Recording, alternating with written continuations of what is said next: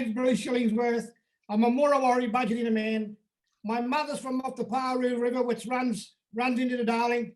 My father, a Waterways man, come off the Colgo River that also runs into the Darling. Northwestern New South Wales, from a little town called Bunna. Look, I've been in the fight and the struggle for the rivers for a long, long time. Over the last 10 or 15 years, the drying up of our rivers, the Murray-Darling, I think gave me the ammunition to fight for our rivers and for our communities. And as you know, the rivers are so important. All the waterways are so important to my people. They live on those rivers. There's 40 First Nations that lives along the rivers. The Murray-Darling, we call it the Barker now, that runs through the 4 states, Queensland, New South Wales, Victoria and South Australia. My people have lived there for 80,000+ years. And all of a sudden, over the last 230+ years, we got this change. The change is because of the devastation. It's the greed, the corporate greed, the people that's controlling our waters, the major problems, the over allocations of waters, the taking water from our rivers that our people have needed. And I think it's created a very sick communities in our regions. And I think our people are fighting to be recognised. We have rights to the waters. We have rights to our rivers. We have rights to our land as First Nation people. And I think we're going to keep fighting for that. At the moment, our leaders in this country need to listen to us and need to acknowledge our rights. And I think that's need to be shared. I believe that First Nations decision-making on our land and our water needs need to be acknowledged. First Nation people need to be a part of that process of bringing back our water and healing our country. So, Uncle Bruce, what are those issues that you face that a lot of city people don't really understand? Well, I think if we go back and look at our rivers, have been drying up of our rivers, our people have relied on that rivers for their food source. The animals, the aquatic life, the medicinal use of our plants along the rivers have disappeared. The health of our communities are now deteriorated. My people lived off the bush tucker and the food there for a long, long time. Now it's gone. Our people have been relocated now. Our people have been suffering from dialysis, the poisoning and the chemicals that are in our water starting to affecting us. The high rate of suicides. The water was not suitable to drink. And all those sorts of problems. People are moving from their communities, from their traditional areas that they've lived, for a long, long time. And I think those issues need to be addressed. My people have been on the rivers, like I said, for thousands of years. Why do we need to leave our traditional lands?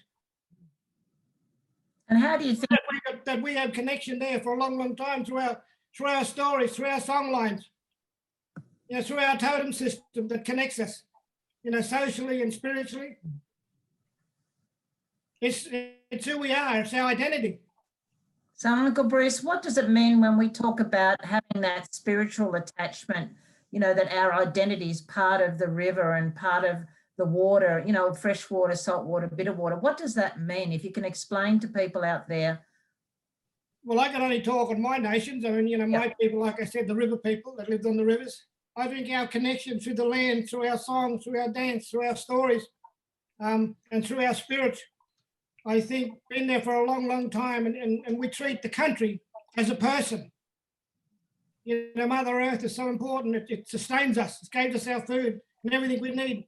And I think the natural environment that took care of us and we've survived for a long, long time. It's why we're there. And I think we need to fight for that because it's slowly disappearing. It's our survival. If we don't protect the country, we lose. Our survival is gone. And that's why it's so important. Since the beginning of time, our stories, our totem system that connects us, those river creatures, those land creatures were so important to us. It was a part of us, as part of our dreaming. Like I said, it's our identity, it's everything. So what are some of those solutions, Uncle Bruce?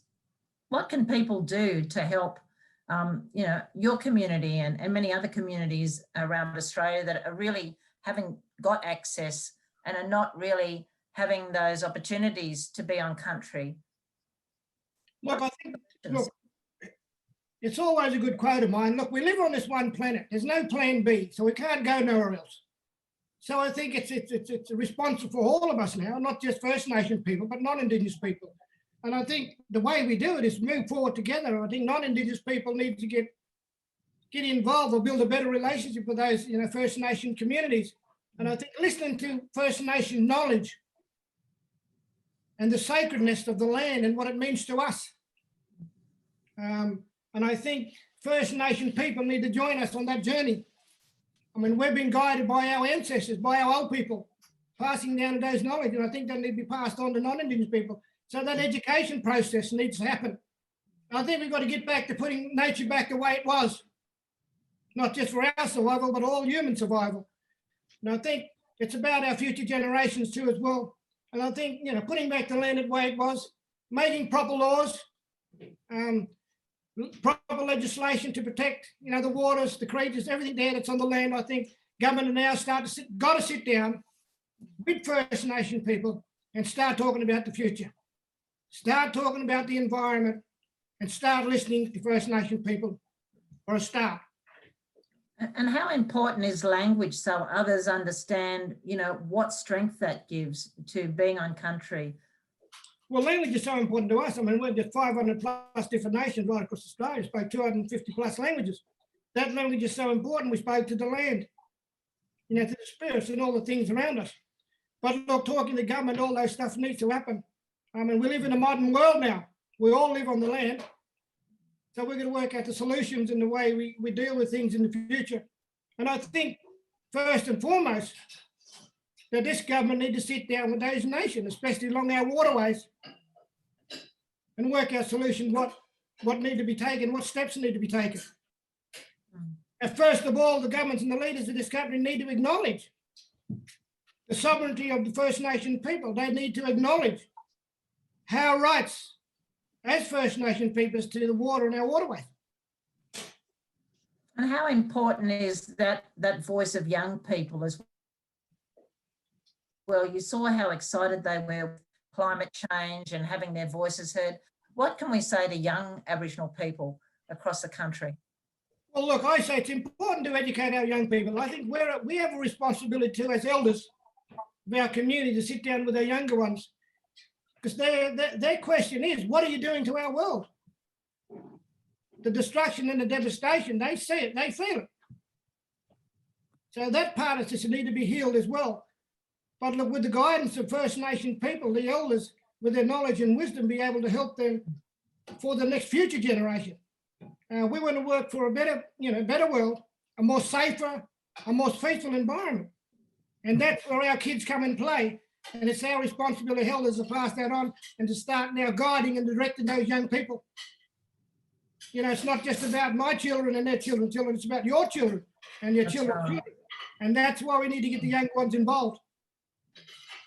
And that's really a very strong message. And you're actually a really a strong fighter for justice. Is that something that you were born with, or? Well, I think, look, I acknowledge all the fighters out there. There's a lot of great people on the panel tonight that are doing some wonderful job. And our people in the past, our ancestors and those old people that fought in those, hard times for us. And I think we're just taking up that baton now and we're running. Work hasn't finished yet. So, we need to keep going to make sure that things are right. And I believe then we pass it on to our younger ones. So I am here because, I've been driven by my community. I'm driven by my elders, my leaders in the past. And, I do a lot of activism. I do a lot of that stuff around climate change. But it's a part of my life. It's a part of my survival. It's a part of my future generation. That's a wonderful, strong message, Uncle Bruce, and we really appreciate it. We'll hear more from you when we have those question and answers. So thank you so much for really starting us off, and your passion is just, unbelievable. And we don't want to contain that passion. We want it just to keep on going. So thank you so much. We won't be long, and we're going to talk to Anne Paulina and find out a little bit about you, Anne. and then go on to some of the conversations that are happening in the Fitzroy River in Western Australia. Fantastic. So Nyambu Buru Yaro, Ngayu Imaruaraman, and Ngai Mandajara Nigana Ngai Nganga on Jugan and Yaru country in Broome. And first of all, I want to acknowledge Bunna Lawrie, because a couple of months ago we had a beautiful online concert, and he sang his beautiful song River of Love, and that's so important that in all of this we must be bringing in love into the equation. So my background is I'm a traditional custodian from the Fitzroy River in the Kimberley. When I introduce myself, I go Ngayu Imaruaramanen. So that means I'm a woman who belongs to the Fitzroy River, not in terms of property rights, but a law of obligation to protect the river's right to live and flow forever. Always was, always will be. So from that perspective, I just want to share that this is an amazing place. And what we're looking at as Indigenous people, particularly looking at what the world is saying, is that it's time to create peace with Indigenous people and with nature. And I also want to acknowledge the Sydney Peace Prize in terms of what's happened there, because I've not had a lot to do with the treaty or the national conversation, but what that is that it is a declaration of peace from Indigenous people to fellow Australians and indeed the world. Now, one of the things I'm saying, because everything is place-based, we have first law, which is law of the land, not law of man.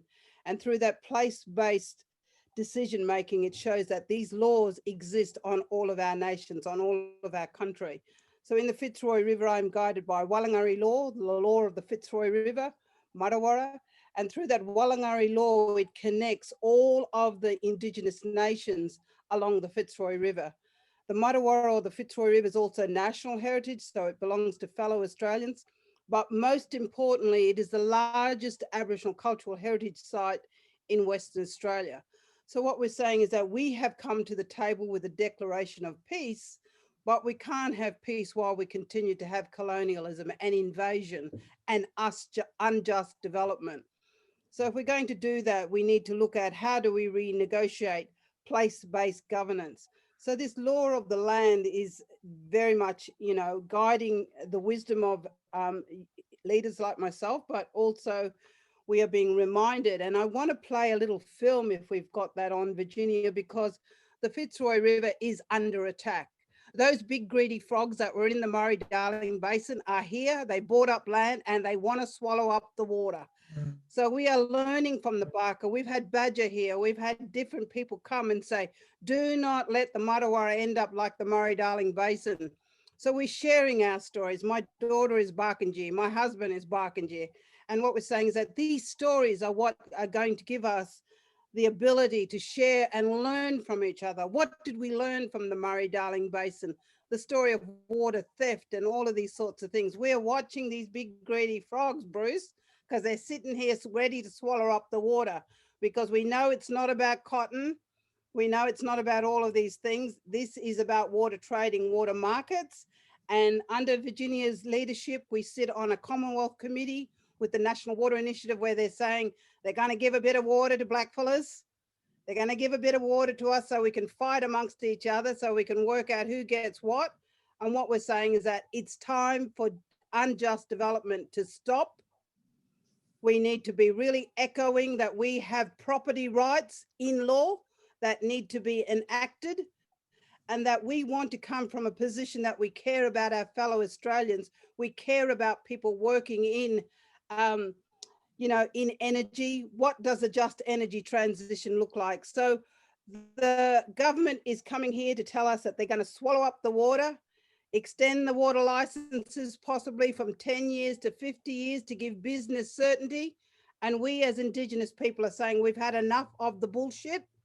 We've had enough of the invasion. We have new dreams for what potential economies can be, must be, but it's time to do business differently with Aboriginal people, particularly in the Fitzroy River, the Marawara, and in Western Australia. And so our elders are looking at this and they are questioning this. And so this little film that's been done with Mr. Joe Brown, who's a very senior Walmajari people, says everything in less than 2 minutes that everybody could say on the whole platform. So thank you, Virginia. Thank you for your leadership at the Commonwealth level. Pleasure. And, you know, all your amazing work. But it's all of us working together, bringing in our collective wisdom, listening to the law of the land, listening to the wisdom of Indigenous people, because we can only right-size the planet if we bring this in. So thank you very much. I'll share with Mr. Joe Brown. But what we're saying is that it's time to do business differently in this country with Aboriginal people. It's time to recognise property rights. And if you're coming to do a water allocation plan in the Kimberley, particularly the Muttawarra, then you need to think about how you're going to do that differently, because we're ready.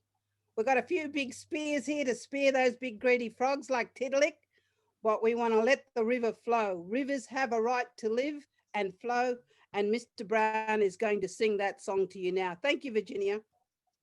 Thanks, Anne. Maduara, Maduara, and I, Maduara, Maduara. Linjir Banga, Linjir Banga, no, Linjir Banga, Linjir Banga, no, Maduara, Maduara, and I, Maduara, Maduara. We sing that story about this river, you know. My favorite story, when people ask me, I only sing this song. Maduara. It's very important to me, this river. I love it river, you know. How can Kapman gonna try to take over the river? Kapman didn't born in this river. We born in alongside of the river. You know, we should be the one that on the river, not Kapman. It's law. We got a law too, you know, and the river got the law. This river got story, you know, big history. That Wallunga is dream. If river gonna go dry, that's, you know, kill the culture. We need to, you know, fight for this river, not to drain all the water out. Money is nothing, you know.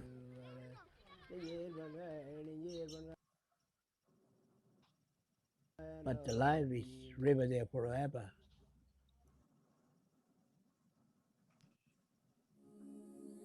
Rivers must have a right to life. Exactly. We've got a river law, And their contribution to hold all it. other life must be protected. Some are fearful that the humans lead their own extinction. I have hope in human beings, for living water lives within them too. It's their life they must save if they are to continue living on Mother Earth. Mother Earth covered in living waters, cradled beneath the sky.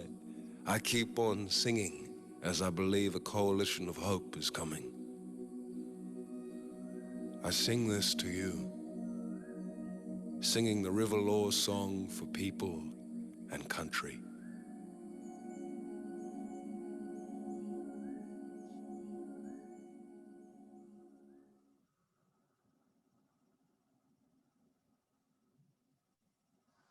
Yeah, thanks, Anne. We'll talk about that much more after Uncle Bunna has his opportunity. Thanks so much. And thanks, Mr. Joe Brown, and as you recognise quite rightly, a very highly esteemed senior boss and a very respected person.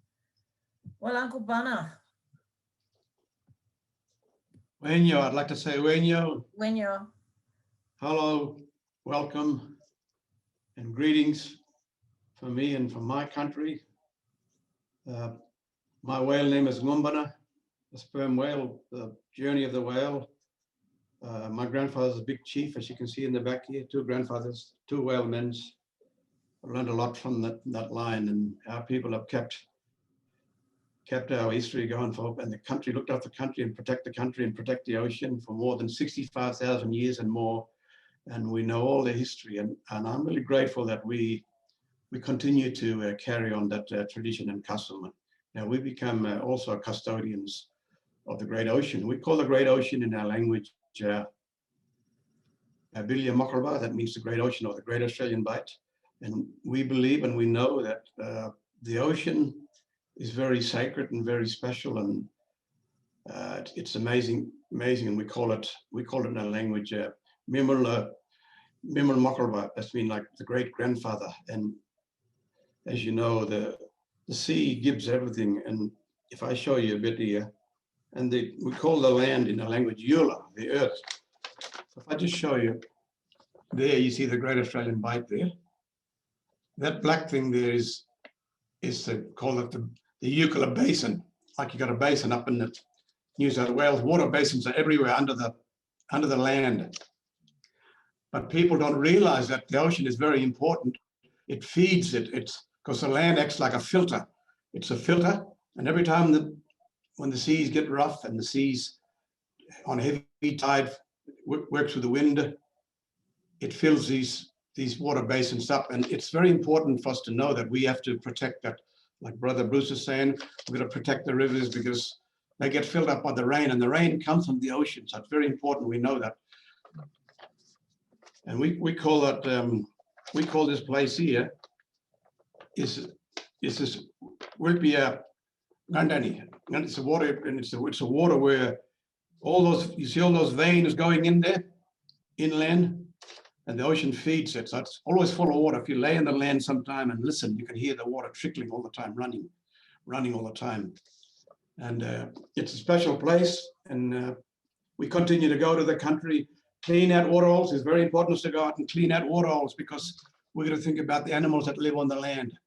So, sometimes animals, like dingoes or kangaroos, they fall into that waterhole. Some of the waterholes are very deep and they can't get, they die, so become things like maggots and rotten all that. And in the years of drought, it gets dry, so we're going to come along and clean it out. And then, as you know, I got a song called Kavi Bulga, and it's a song. It's an old tradition of our people. We still do it today to sing the rain and to make the rain come. So Kavi Bulga, it's a common word for big rain or plenty of water. So it's very important that our people continue to follow our traditions and customs, because we, from the beginning of time, before the time of colonization, before the time of sovereignty, before non-Indigenous people came to this country, our people are still knowledgeable today, and we are still knowledgeable. We are grateful for that. So we try and teach the younger people, we teach other people, non-Indigenous people, how to connect to the land, how to protect the land, how to look after the land. I was selected to go to Norway back in 2019 with 6 other non-Indigenous people. I was only Aboriginal person from my country, because we were fighting for the Great Australian Bight to nominate it for a World Heritage listing, and we're still doing so at the moment, because we fought off 3 oil companies, and then the 4th company was called Equinor, which is pretty much worldwide known oil company. It's an oil giant that we had to fly from Australia all the way to Oslo, then catch a train from there to a place called Stavanger, which was 8 hours one train. Stavanger is the headquarters of the oil company called Equinor. And I went there and I painted myself in all of my tradition gear like my grandfathers. And I got up and I told you, I said, you're not welcome to our country, because our grandfathers and our ancestors have looked after that country, looked after that sea for more than 65,000 years or more. For you just to come along there and destroy it, and when you want to explore oil in that country or in that sea, I said, we've got every living being that lives in the sea. It belongs to our country. We've lived off that land. That's our resources. You can brag about you've dug 20 oil wells in the Arctic, and you get animals there like polar bears and seals, coming in the streets looking for food in rubbish bins, because you've desecrated, you've destroyed their habitat. I said, you're not welcome in our country. And you know what? Their head dropped to the ground. So it's one of the things that I will never forget, going to the places like that. And I took a risk going to that country. I didn't know that country, but I went there because I knew that my 2 grandfathers with me, and gave me strength to get up and talk and to protect that country. And we continue to do so today. I'm now living in Adelaide and joining my elders to help to fight for the country and help to give us the land back. Because we feel like refugees. We feel like homeless people in our own country. And it's terrible when you got to fight the government. We want to try and build a relationship with the government to make them understand and realize, hey, we are humans. We were here before you come here.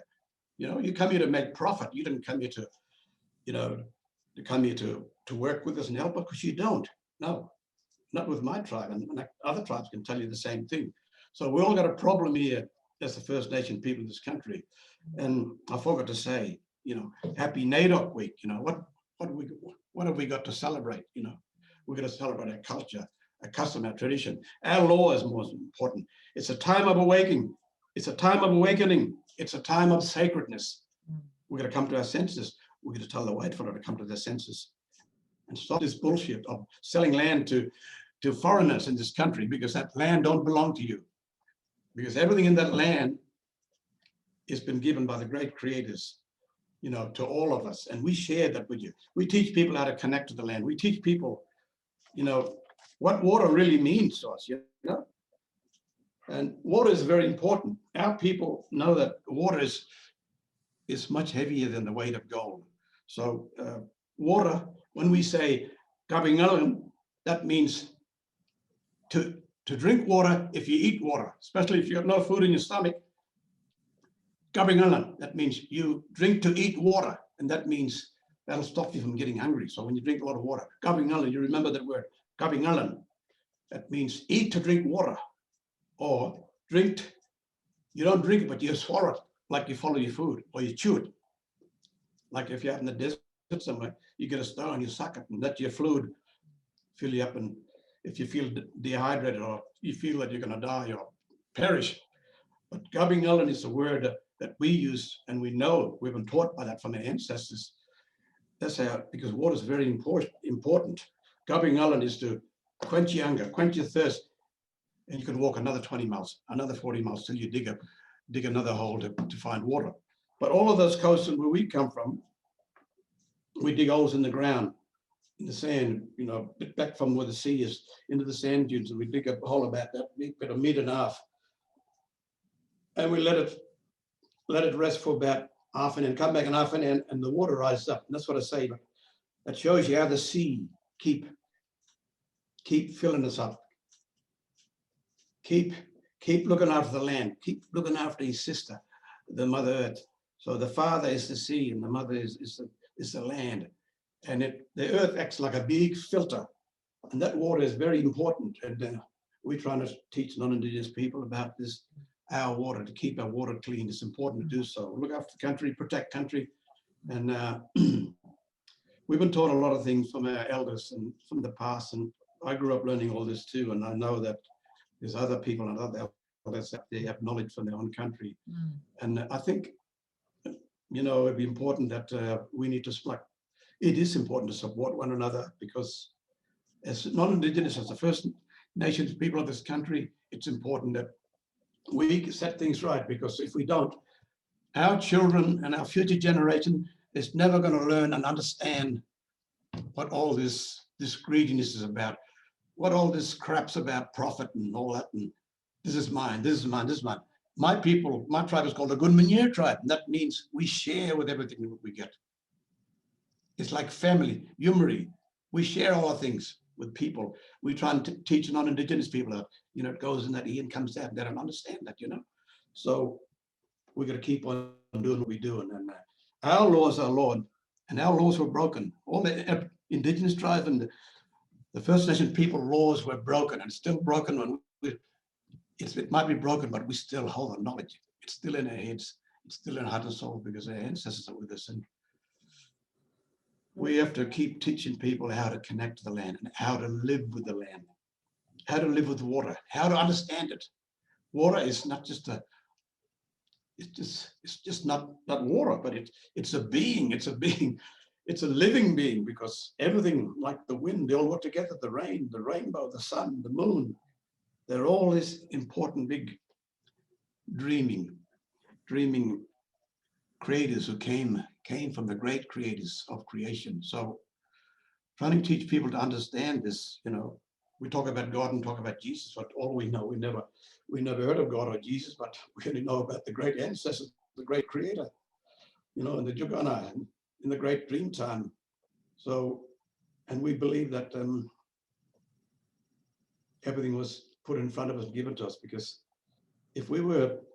when Norman Tyndale came to this country and mapped out all the country, He was only a 20-year-old man when he came to this country. He learned a lot of knowledge of the people, but he got a lot of things mixed up as well. But you know, it shows you, one time they said there was about 750 Aboriginal tribes in Australia, but there was more. And if you add on the clans there, it goes up something like 5,000 to 10,000 little tribes and clans. So, you know, we have about 30 clans in our tribe, you know, before the coming of the white man, we had about 3,000 people in our tribe. And, you know, when they came, they'd done wrong things to our people, wrong things, you know, we all know about the story of the history of massacres and all that.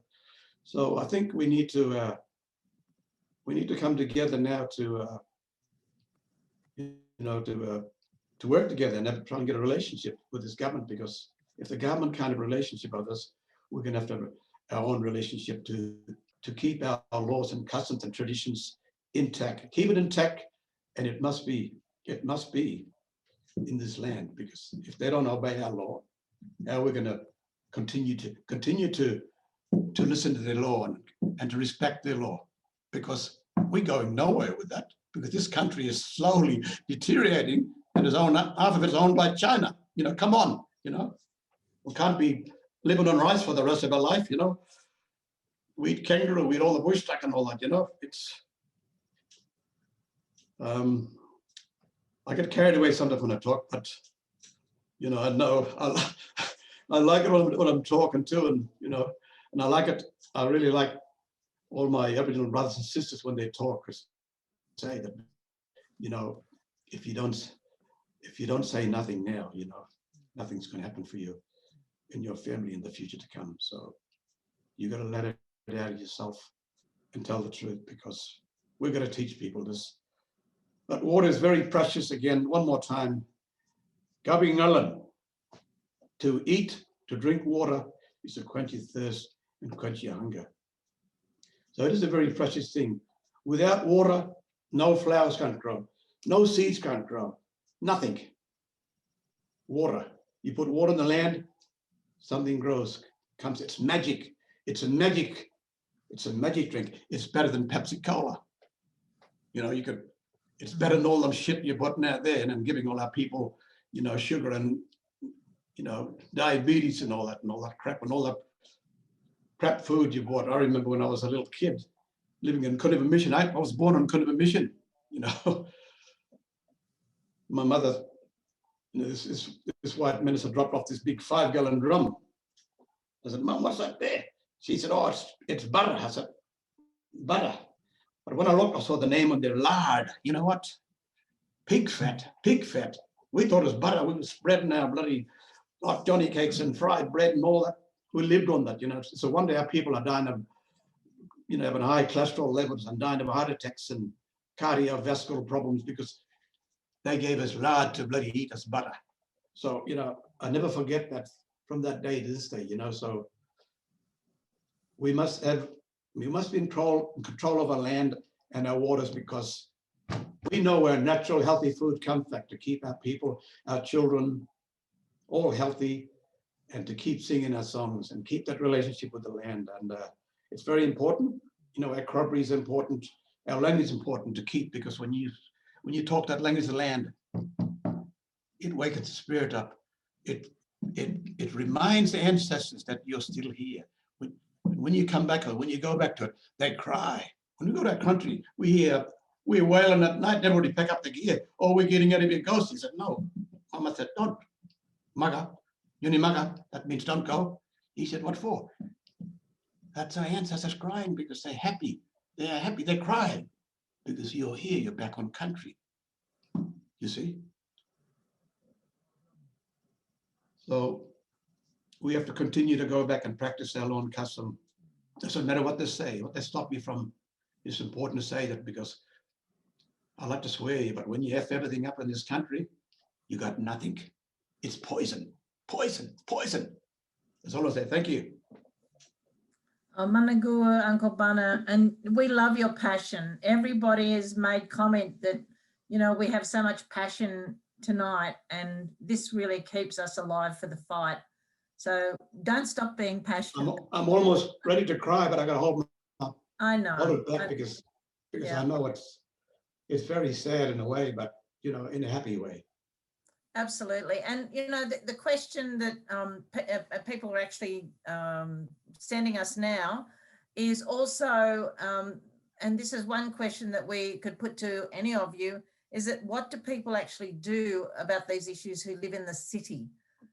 You know, how do they actually get involved, and what can they change in the way that they live in those cities? What response do you have for them? Well, I'm sorry to say, in the city, I'm back in Adelaide now. I left Melbourne 2.5 years ago since the COVID-19 came in. This thing, you know, it's a name and a number, isn't it? That's what I call it, a name and a number. So when I came back to Adelaide, and I've realized now that I'm hearing stories about young people and on ice and drugs, and, you know, it's junkies, and I feel really sad because our people are on that, you know. And when I go on the street, you know, come and hit you up for, I gotta go and buy them hamburgers or buy them food or give them $10 or $20. I give them because I'm a kind-hearted person. I'm a good manure person. I like to help people and buy them food or come and set up a coffee with me. I just almost like I cry to see that, you know, and they're homeless. And I've traveled all over Adelaide. There's tents set up there by lots of tribes from the inland tribes, top end from Central Australia, coming down to camp in the city, and they're getting kicked out of that. You can't stay. You can stay there one night. The policeman's kicking them out. It's happening in Perth. It's happening in Sydney. I feel so sad that our people are becoming homeless in this country. You know, it's like that song that I wrote about a shy black boy came to the city to learn about life, and as people lost their lives, you know, all that sort of thing. It's so sad to see that. And, you know, we've been moved off our land and by these so-called Bible bashers and, you know, influenced by Christianity. You know, it's sickening because they ripped my two grandfathers off. You know, my grandfather joined a native scrub cutters, you know, clearing land for them, you know, to, you know, a plan that they said came from the Bible to rising out of the virgin scrub, the Williams of the Mallee. You know, people worked for 60 years clearing scrub for them, and they still own that land today. They never swung that axe. Our people are given flour, sugar, and tea, and I feel disgusting about what the government is doing to our Aboriginal people and the children and the youth of this country. It's incredible. A lot of young people in jail, and, you know, even old people in jail, and even me when I walked in the street. You know, the police look at me and, you know, think that I'm a bloody hobo or something. They don't even know me. You know, they don't even know that I'm who I am. I got a beard growing and I'm wearing a hat. But, you know, they seem to follow you around. They think they don't want you on the street. And I hear a lot of stories what's going on, and I'm sort of really disappointed and heartbroken to what's happened to this country from years ago. I think Virginia, it's Bruce here. I think, look, the way that city people can get involved is just to, you know, help us to build that awareness out there in the wider community, what's going on on the river towns and the waterways across the nation. I think because they live in the city, they got far more chance of spreading the word and getting that message out there to influence, you know, our government leaders and the people that represent us. And I think people in the cities can form their own groups. People in the city can start getting involved in a lot of the issues with First Nation along those communities, start to connect, build a relationship and start listening to decision making. Get involved in all those processes, and that we can start pushing the more the people we got, the more numbers, the better opportunities we have. And I think we can put more pressure on the government. But look, non-Indigenous people out there are willing to support us. And I think First Nation people need to guide them and direct them as well and start educating them. I think and they can get involved, especially the students from coming out of university. Scientists, we need young scientists. We need people out there that contribute to fixing our solutions in those communities. I think, look, just get involved, but most and foremost, speak to First Nations. That's right, Uncle Bruce. It's so true, and people don't feel powerless then. And you have those same situations in Broome and other areas where there are very few jobs on country. And also with native title, you know, where there's very limited opportunities that are being allowed through a whole range of different issues with the Aboriginal Heritage Act in Western Australia, for example. So how do you think that that's going to be solved, and how we can get people involved on country in range of jobs, and water being, you know, one of those chief areas that we can work on country instead of going into those towns? Yeah, no, it's important. But I think one of the things too is that sometimes people sort of think that Aboriginal people only live in the north and whatever. And what I'm saying is that the majority of Aboriginal people live in Sydney, Melbourne, and Adelaide. These people are there, they're living on country. And what I want people to do is move from a survivalist mentality to a relationist mentality. The Yarra River flows through Melbourne. Go and sit on that riverbank, get to know that river, form your own relationship with that river system. You know, we've got living waters all around the country. So what we're saying is that get, as Bruce was saying, get to know Indigenous people. They're there, they're wanting to connect. And what I would recommend is for non-Indigenous people to be brave. The last census said that 60% of Australians still have not met an Aboriginal person. And it is unbelievable that we live in a nation which is your home. So therefore you need to connect and develop those relationships, one, with the place where you're at, whether it's in Sydney, Melbourne, Brisbane. Country is country. Country wants to know you. You've got to get to know country. So yes, exactly. There's a lot of things happening up here. And what we're saying is, what does just energy transition look like? What are the new economies that Indigenous people can be leading? Culture, conservation, science, all of these things are right here. Via prospecting, as you know, Virginia, we have plants on country that are great for humanity. How do we get the equity? How do we get the benefit sharing? How do we organize patents? So what we're saying is that Indigenous people, because we are the first scientists, we are the first engineers, we are the first architects, and particularly the first farmers. So let's start to really believe and look at Indigenous wisdom as something that's going to right-size our nation, but more importantly, right-size the planet. So for us, everything is place-based. What does regional governance look like from that regional perspective? How do we bring in the connection between saltwater, freshwater interface? We hear that the water that's flowing out of the Fitzroy River is being wasted into the ocean, and we know that's not true. So, you know, how do we bring in this Indigenous science? How do we bring in the collective wisdom? But most importantly, how do we transition to the new economies which Indigenous people know can be achieved if we have the investment to build the capacity of our workforce and redefine what the new economies could be? But it must be Indigenous led. It seriously must be Indigenous led. So that's what we're saying, is that how do we develop a cooperative pathway? How do we develop a unity pathway where we share information, where there's informed decision making, where we understand what true justice and equity means for Indigenous people, but also multi-species justice? The serpent, which is the Fitzroy River, has a right to live and flow. The kangaroos, the fish, all of these things, they have a right to live, and they have their own law. And so it's very, very important that we think about this, not just from human well-being, but multi-species justice. The whales have a right to live. The dolphins have a right to live. So how do we come together and share this collective wisdom so at the end of the day, we can right-size our nation, but keep the planet right-sized as well? Yeah, and I think, Uncle Bunna, that's a good point, that the whales, how do we actually really love the sea, and how does everybody out there that hasn't been to your country, to the Mirning country, how do they actually then start to get that connection and that love of your totem, you know, your understanding of how you understand the sea?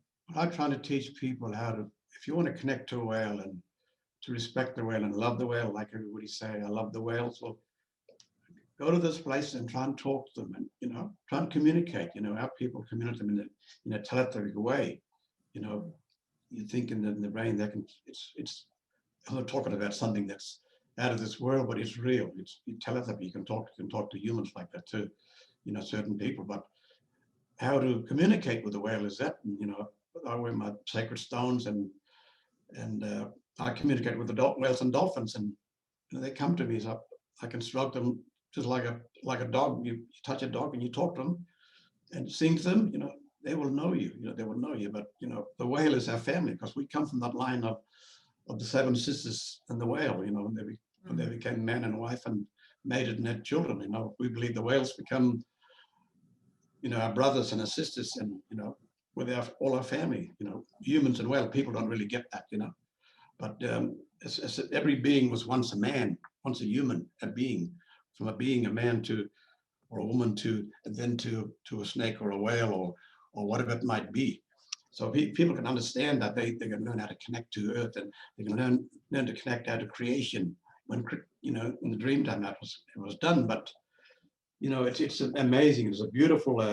At the moment, we have all these tourist operators going out to our country, and like I said, we feel like we're honestly, I'll tell the truth, and I'm talking here because we feel like we're refugees in our own country. We can't even go to our country to do ceremony because it's, you know, the lease is held by a white government. You got to let them know you get a permit to go in that country, in our own country, and it's shocking. But you know, I go to other places and I've done my, you know, ritual and my magic and other places as well as on my country, you know, and it's incredible when people see that. They get blown away when you do magic with whales and make the whales come to you. And I've been doing ceremonies with tribes right in Australia and helping them to, you know, connect to the country and to their whale. And you know, it's really incredible. The whales are, you know, they got a bigger brain than us, but they're incredible beings. And you know, once you get to know them, and you know they're out there, and that's why we protect them, because that's one of the first top reasons why we protect whales and dolphins. Because the story of the whale and the dolphin, when the whale first came to the waters of here, the dolphins escorted them, and the emperor penguin as well was in the story. So then it goes on, then the Seven Sisters comes in. So we have this Dreamtime Story is an incredible story.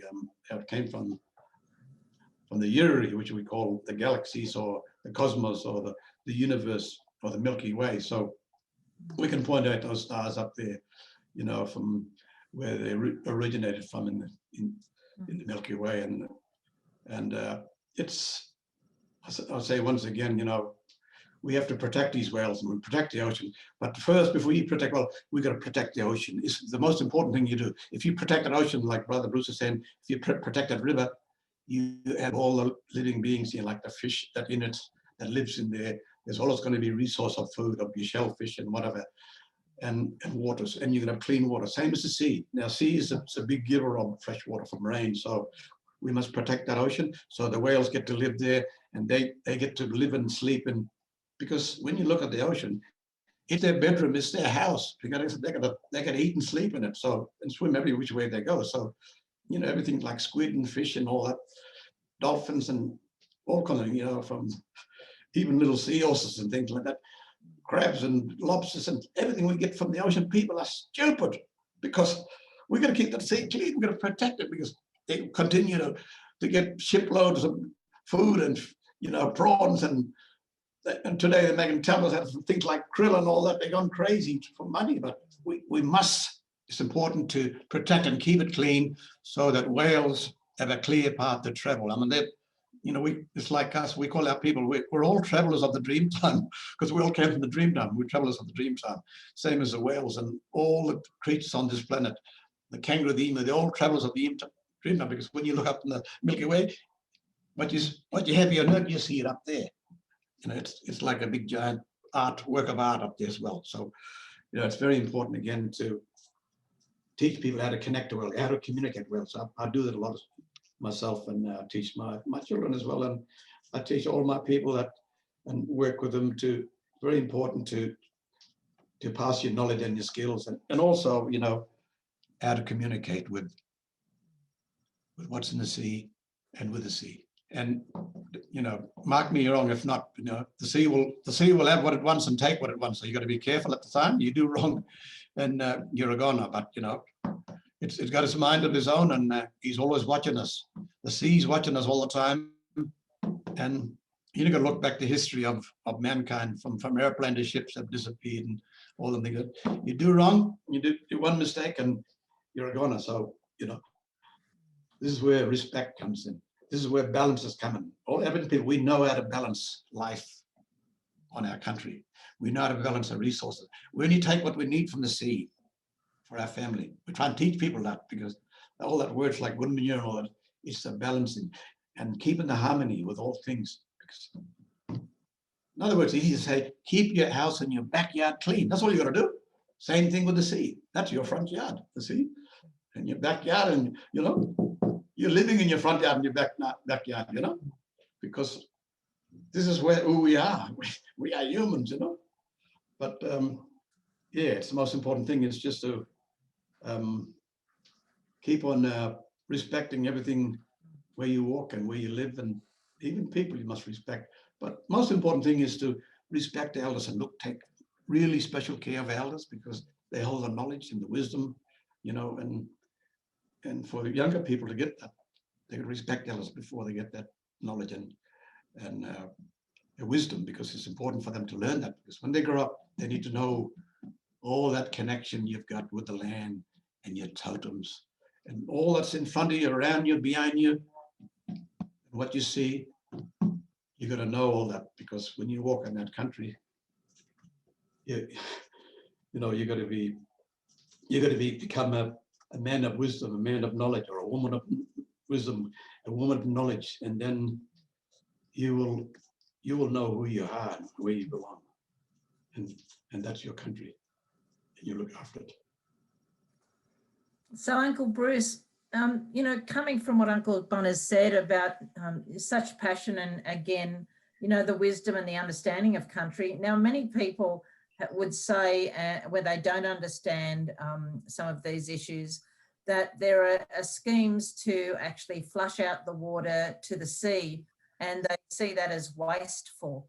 Can you explain that actually it's a connection and an important part of valuing where the river comes out to the sea? Because many people don't understand that concept. Well, look, I can only speak on my nation and a part of the river where I live. But look, like I said, it runs through the 4 states. If we look at the border of Queensland and New South Wales, there's a blocking of the river and the water that's coming down through my country in the middle of the river system, the Darling River. I mean, it stopped a lot of the water. If you look to the north of us, you got stations like the Cubby Station that have got dams that hold more water than the Sydney Harbour, that are controlling the waters, and we're in the middle that got nothing. And down in the Murray, you get the water there that's controlled by the big, you know, walnuts and rice and all that, you know, big company that's controlling the water down there. And I think it's water management that's the big problem. I think it's the corporate greed, it's capitalism that's killing our country, killing our waterways. And I think we're going to stop that. I believe that we need to get to our leaders, get to our people that represent us, to start making proper laws. I mean, and start to acknowledge our existence. We're our nations as well. And I think non-Indigenous people need to be a part of that as well. I mean, non-Indigenous people need to help us in our future decisions, in our walk on this country. I believe that First Nation people are the pillars of this country. We should be leading this country in our climate decisions, in what affecting us today. And I think First Nation people are now coming together. We're starting to unite. We're connecting up. It's a part of time and history now. I believe it's very, very special, because we are the now, and I think we live in this environment. And I think it's time that non-Indigenous people need to sit down with us and have these real conversations. For so long, we've been excluded. And now it's time to make them come to us. Come and sit on the rivers with us, sit on our riverbank, start talking to our First Nation people. We have a lot to educate non-Indigenous people. We have a lot to educate the leaders of this country. And I think it can happen. If not, we will make it happen. We've got to make these big corporates accountable. Where's the accountability here? There's been a lot of corruption that's happening, not just at a local level, but in federal and state levels as well. Those got to be exposed. I believe that we need to look outside of Australia for answers as well, to the wider community. We need to get support from international communities and start putting pressure on our government. Yep, and that's what we're talking about too in Western Australia, and is all of the billionaires and millionaires that are actually buying up water. How do you actually deal with that and protect it when we've got national water laws, but they don't seem to be impacting and stopping that progression? How do you deal with those issues? Well, they're violating our rights. They're violating the laws. They're violating international laws. So when are we going to start making them accountable? They're the ones that are breaking the law. They're not acknowledging our law. that they're not acknowledging our LOW here.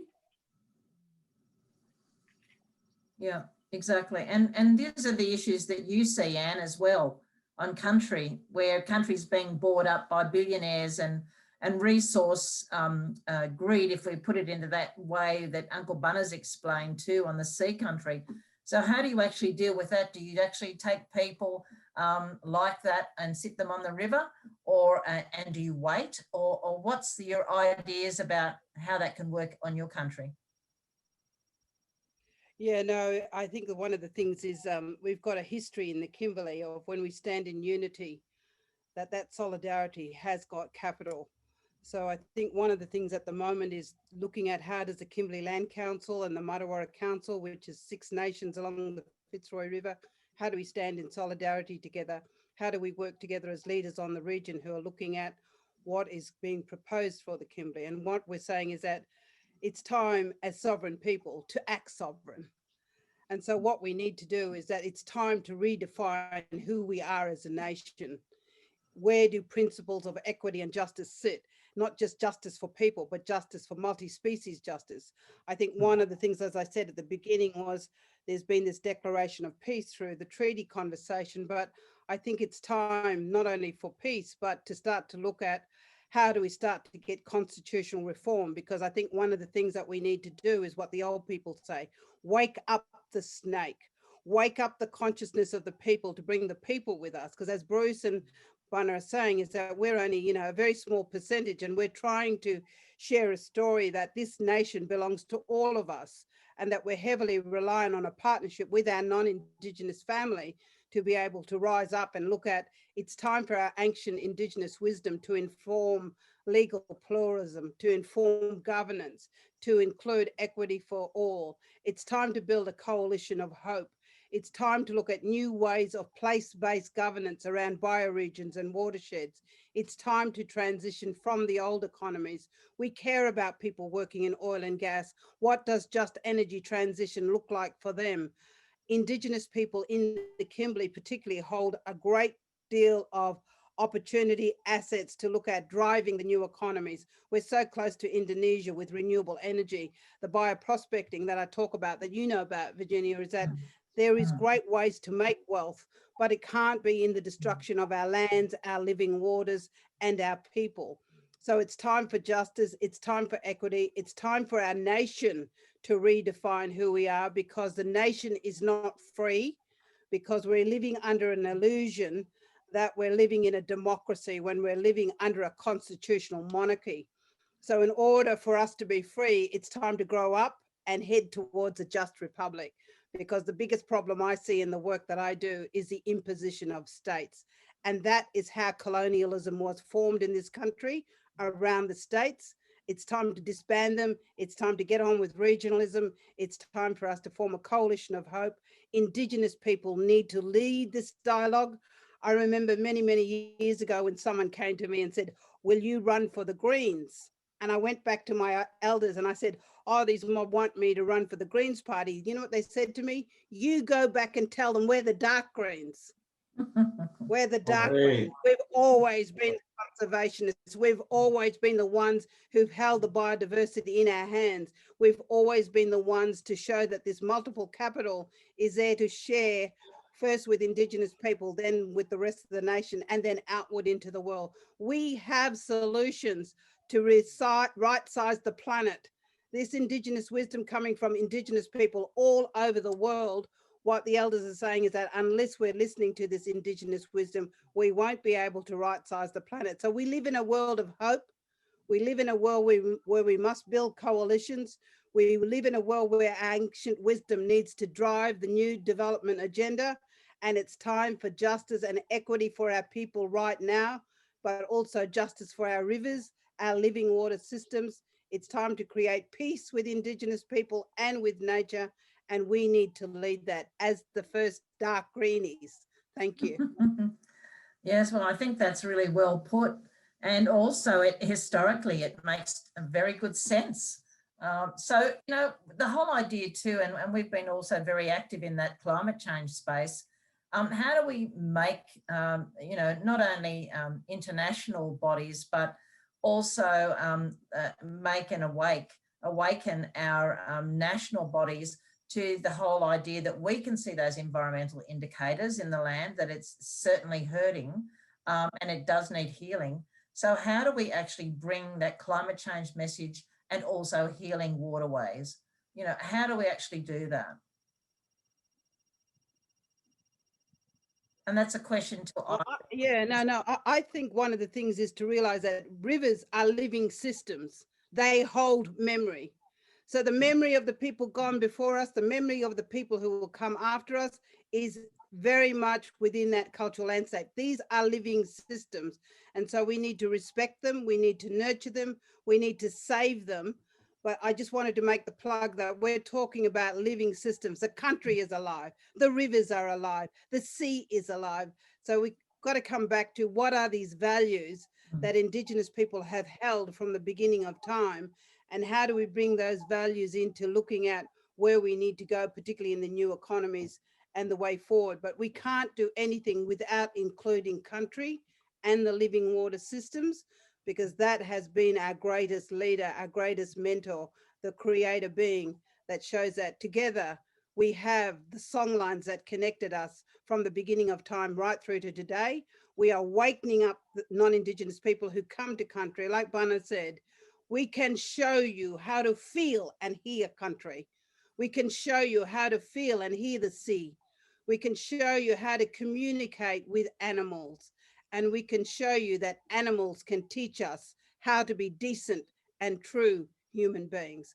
So from all of that, what we're saying as Indigenous people is that we are opening up our world and this gift of wisdom and love. And we want to share it with our fellow Australians, because this is now your home. You have now a law of obligation to protect the rivers, to protect the sea, to protect the whales, to protect every living species that live within these systems. So we are coming with a gift of wisdom. It's actually free. We're not charging you. We're saying if you want to open up your mind and learn what it means to be an Australian, connect with Indigenous leaders like ourselves, get to know country, get to form a relationship with country, and we too will help you move into the new economies. But we must start with the point of what justice and equity looks like, and we must start with the principles of it's time to create peace with Indigenous people and with nature, and we just got to get on with it. Otherwise, we won't be here in 10 years' time. And another issue too that we've just been raising is that tomorrow the fracking parliamentary inquiry closes. So that might be of interest to a number of people that are on tonight, and they might also want to participate, because, you know, all of that passion and wisdom and connecting with country is so valuable. But we also know that those inquiries, and they've had one in South Australia with Aboriginal governance, an inquiry, but also the fracking issues are huge, especially in the Northern Territory and many other places across Australia. So, you know, how do we actually deal with mining in this space as well? Well, I think, well, because we've got a distraction of COVID-19 restrictions and you know, all that going on, we don't seem to be getting around to keep an eye on our country. I think what we need mostly is to either get volunteers from our families and from, you know, Indigenous tribes around this country. You can either train them or go out as a volunteer and do what our ancestors have done. Go out and monitor, you know, continuous observation of country. In that way, you can see who's doing the wrong things to the country. You know, we need to get into all this modern equipment, like, you know, cameras and things and little, what do you call them, drones, and fly them up to see who's out there digging a hole out there, or who's out there dumping rubbish out there, or even people in, some train them how to drive a boat and get out in the ocean and drive and see who's out there, you know, just like what Sea Shepherd was doing and all that. We need continued observation of our country, land and sea and river. In that way, we can see who's there, you know, trying to do oil exploration or gas exploration or mining exploration.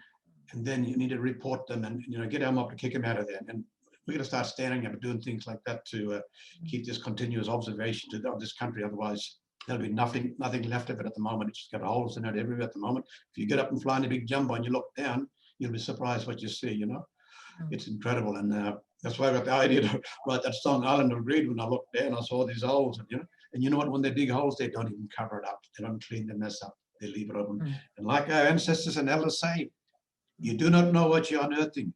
You are unearthing the demon. And you know what I mean by demons?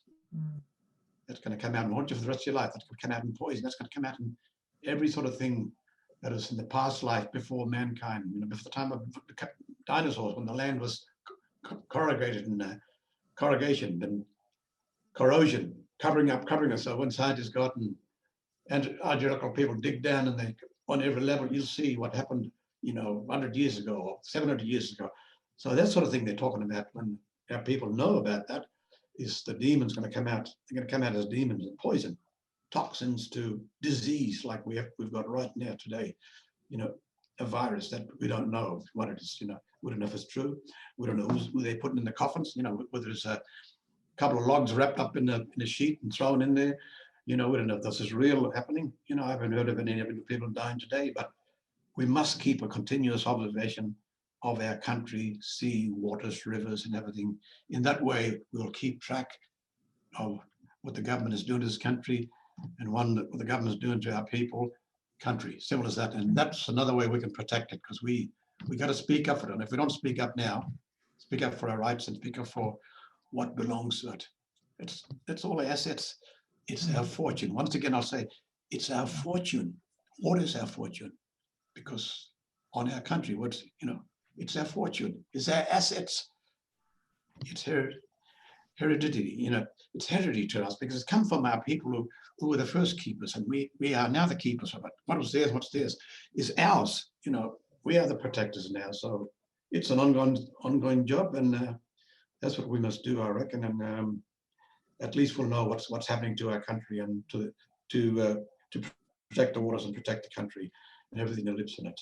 And most of all, protect your family as well. And That's right. And one of the interesting questions. Look, I think one of the ways we can stop mining is form a grassroots movement, and that's what's happening now. The battle is going to be won through grassroots movement. And I believe it's coming together not only of First Nation people, but of all people. There's a problem globally that's happening with the land, with mining, the exploitation of our lands, our rivers, our waterways. The only way to stop it is the First Nation people to stand up with the support of the wider community. We need to start getting the right people in the right places. We need to vote in proper leaders that'll represent us. And I think if you look at all the battles that have been won in the past about our environment, that's been done from grassroots people. That's coming from people like you and I. And I think those voices that have been silent for so many years that need to be heard, we need to put that out there. We got the platform now to do it. We got to support globally. The water issues and our land problems are not just here, but it's with Indigenous people right across the world. If you see, Indigenous people now are starting to come together. We're coming together because it's time. We know that Mother Earth is speaking. Mother Earth is telling us that there's something wrong. The only people that knows that is the people of the land, and that's First Nation people. So that's why the wider community is now coming to us for the answer, because they know that we have the answer. But they need to sit and listen to our First Nation voices. So grassroots, I believe in grassroots. I believe that's where the change is going to come from. It's going to come from people like you and I, not from the top. It's going to come from people in our communities, because we know what we want. We're the one that know and solve our own solutions. And I believe that we can do it because evidence out there to say that now we're coming together. The dots are joining up. We're coming together. Our voice is now being heard, and we're going to send it globally. Yeah, that's a very strong message that needs to be heard, Uncle Bruce.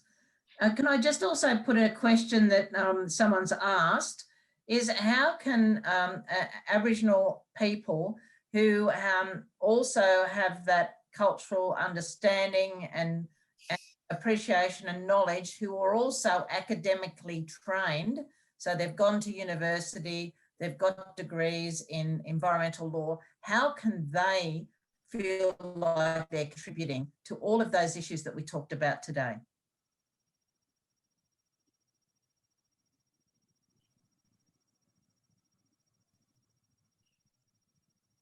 And Anne, you know, you've gone through, like myself, and I left at 16 and went to work. You've gone from nursing to actually going into attaining academic accreditations.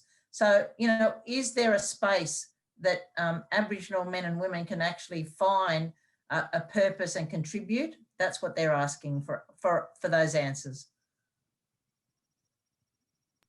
Yeah, no, I think one of the most important things is we're dealing with complexity. And so we need to be looking at a world in which all of this wisdom comes into dealing with the issues that we've got at hand. So definitely Indigenous people, you know, with qualifications have an extra bit to add because they've got lived experience of living with country, living within community. So they can bring that lived experience of colonialism into looking at how do we right-size our nation to start off with. And one of the things we're saying is that as Indigenous people, we've learned through our lived experience what colonialism means. And what we're saying is that we want to share this with our fellow Australians because the colonialism now is through the corporations and the multinational companies.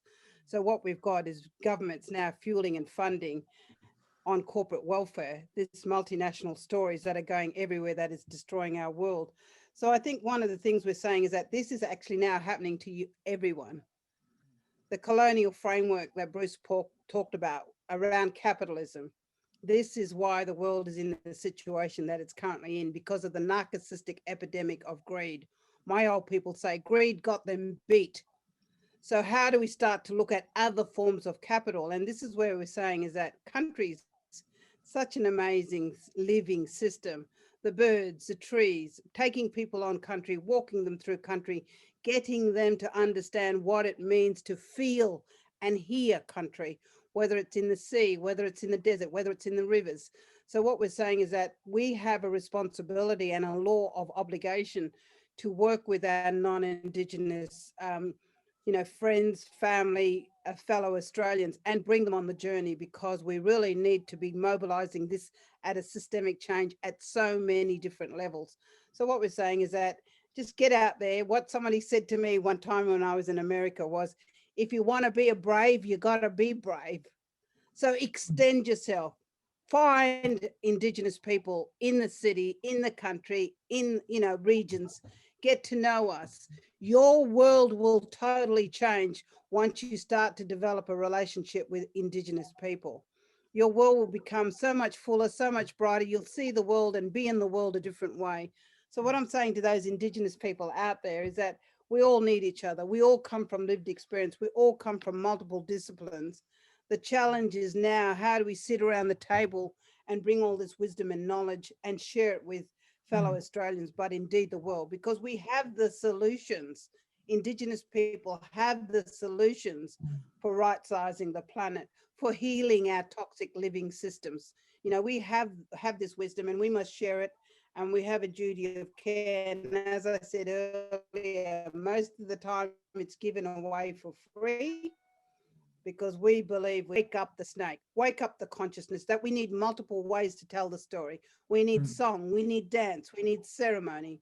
We need to get out to country and let's feel the vibration at the sea when we're standing on the Great Australian Bight and singing out and calling to the whales. We need this when we communicate with the crocodiles, with the birds, the fish, you know, the system that is so changing in the Murray-Darling Basin, in the Barker. We need to share our stories between the Barker and the Muttawarra. We need to share what the rivers are saying with each other. How can Muttawarra learn from the Barker? How can Barker learn from Muttawarra? So all of these things is be brave, get out there, share our stories, share our dreaming, share our ceremonies, but get to teach fellow Australians, particularly even Indigenous people, how to feel and hear the voice of country and our living water systems, whether they're in the desert, the river or the sea. So yeah, be brave, get out there, try new things, have a go. This is what our country used to be one time, a fair go for all. We need to bring that fair go back for all of us, but particularly for Indigenous nations. Thank you. Look, Thanks. what I think we're all trying to say is, look, there's people out there that want to contribute. You know, people out there that've been through university, that's got the skills, got the ability now to come into our communities and help us change our community. That's what we're asking for. You know, we need scientists. We need people in laws. We know, you know, all those sorts of people we need now to be able to fix the problem we're in. But most and foremost, we need proper leaders, and, you know, proper politicians. We need a proper prime minister. All those people. We need those people. So what we're saying is now we need to start coming together. That's our challenge, to bringing it together, to make things right, to talk about the wrongs of the past. But it's us. We are the now. We are going to make footprints to the future. We're going to make decisions for our children and their children's children. So what we're saying is, come with us, walk with us. We're on that journey. Come and join us. Come be on that journey with us. Let's be on the journey. We will reach our destination. But everyone needs to contribute, First Nation and non-Indigenous people. That's right. And why is NAIDOC so important to us? We keep on coming back every year, and we also are sharing these stories. And I guess to a lot of people out there, and what's your important take-home message for NAIDOC Week that people can actually carry on through the whole year, that every day is NAIDOC Day? I think NAIDOC Day is Yeah. very important, because we're going to stand up and feel proud of what our ancestors have done for us, kept keeping this beautiful country incredible, and you know, and especially for our survival, and because we're still carrying and we're still here today. So it's very important to be proud of NAIDOC Week. But at the same time, you know, we need to all come together and work together, you know, to continue to and fix these problems that we have today, and sort it out, because we need to be treated better in life and get a fair go in this country, a fair go for the First Nation people, most important thing, so that we can build a relationship as you know, Indigenous people and non-Indigenous people, and you know, white Australia. So this is what I think what needs to happen is, let's build this relationship and work together and come together. Is very important. That we should be able to, if not, you know, we still got our law and our customs that we need to push to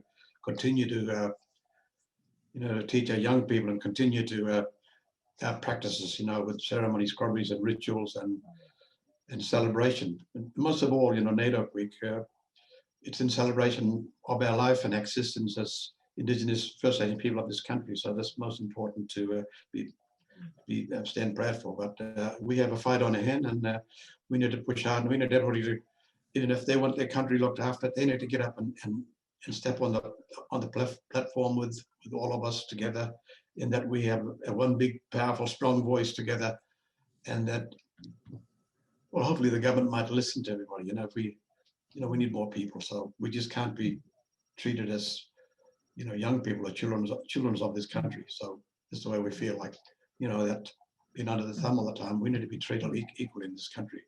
And you know, you can't, you know, we're getting too old for that, under the thumb. So let's be happy today and all this week, because it's, I believe it runs out on the 11th of July, and it's NAIDOC Week. So you think about that, and we got to come together and stand together and talk, because we just can't sing out from over there, another fellow singing up there.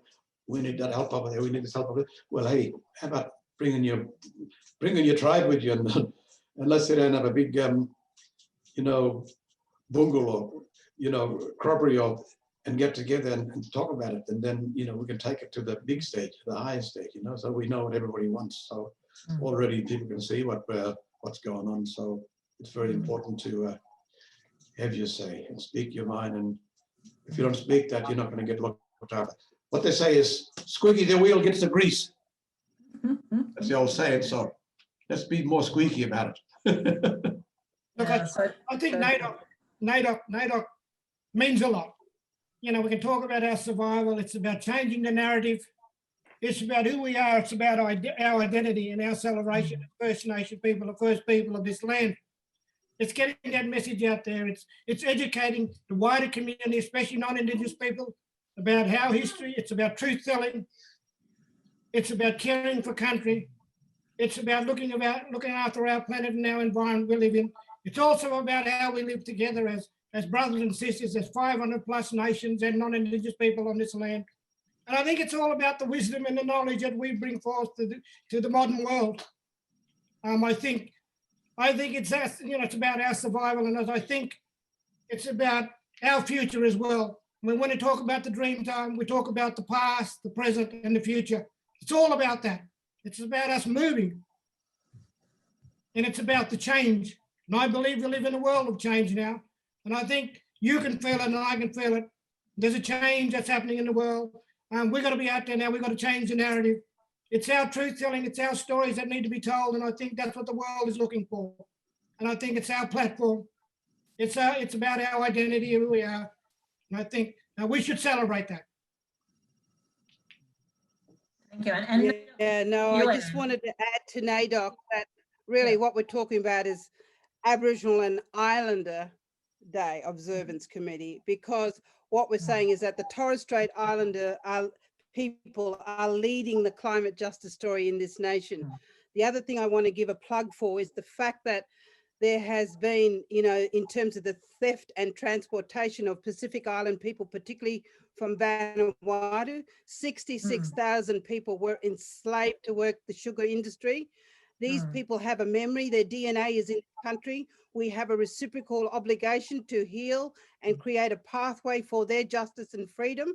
So I also want to acknowledge not just Torres Strait Islander people, but the other Islander people, the Kanaki people who were enslaved and brought to this country, and very few of them returned home. I mean, some of them married into Indigenous people, but I want to acknowledge that there's been a lot of bloodshed on this land, and it is time to create peace with Indigenous people of the land, particularly our Torres Strait Islander people as well, who are leading the climate justice story in our nation. But I also want to acknowledge that last night when I saw Pastor Ray Minikin on there, he comes from a history of enslavement to this nation, and yet he is so full of peace and love and goodwill. And I think as Indigenous people, when I heard that there may be South Pacific people lining up to come here as climate refugees, I said, we also have our brothers and sisters who were enslaved in that process in the sugarcane industry, and we must acknowledge and respect that they have a right to justice and freedom, just like all of us. So from that, I think what we're doing is we're waking up the nation.